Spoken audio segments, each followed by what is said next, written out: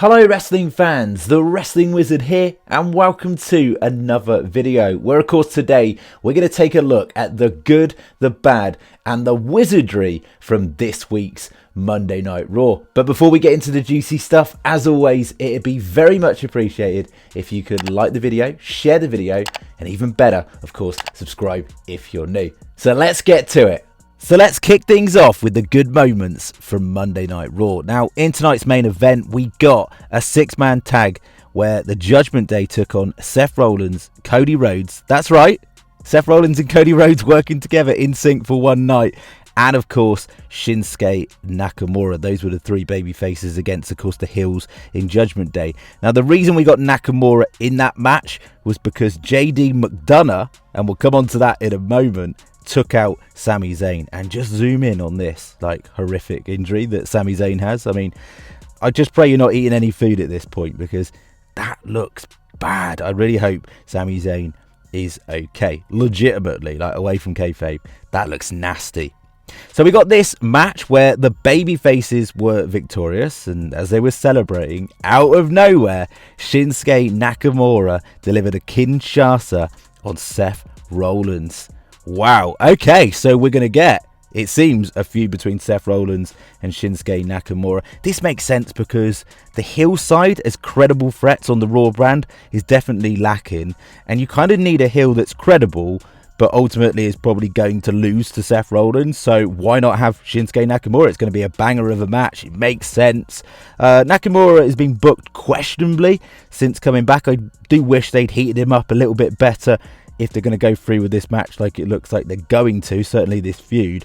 But no real overall complaints. I thought overall it was a pretty good moment. And talking about good moments, I'm loving this dynamic between Finn Balor and Damian Priest. The tension, you could literally cut it with a knife. Add into the fold, insert JD McDonough as well. It seems like he's working alongside Finn Balor. Finn Balor explained the history between the two of them, that they've known each other for over 20 years. There's a connection between the two of them, and it certainly feels like Finn Balor is also getting JD to do some of his dirty work for him, because it was actually JD that took out Sami Zayn, who was supposed to be the partner alongside Cody and Seth originally. Took him right out. Vicious attack. It's a great way of introducing you to JD on the main roster.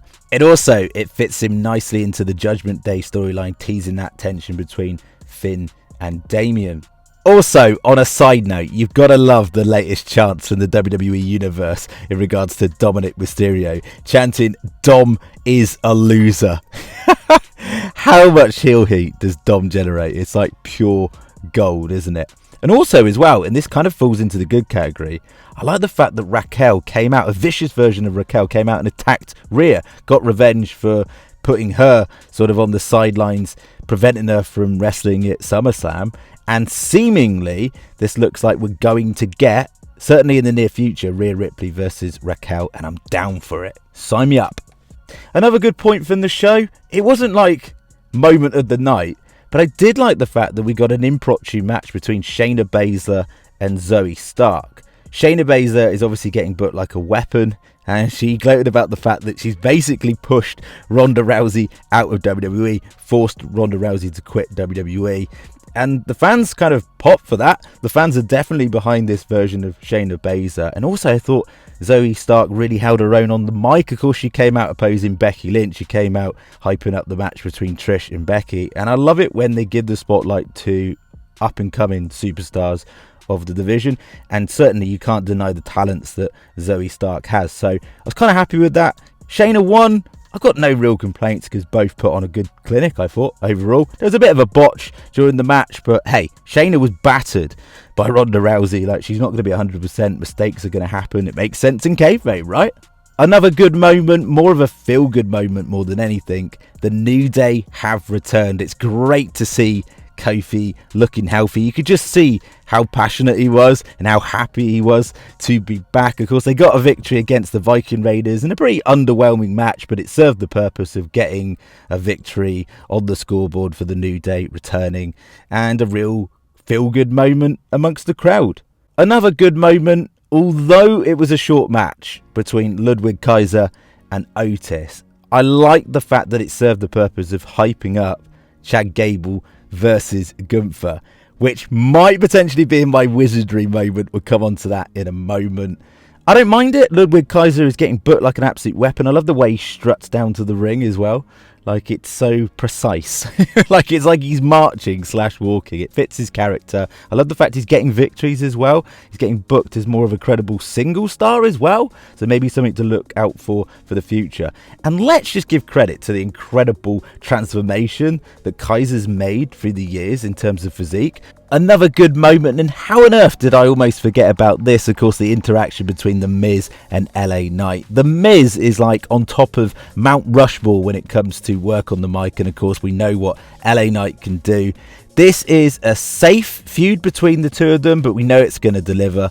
I'm down for just watching the back and forth between the two in terms of promos on the mic. It's going to be fire, it makes sense, and it's a great way, of course, of continuing the momentum with LA Knight until he goes on to bigger and better things, which of course I'm sure he will.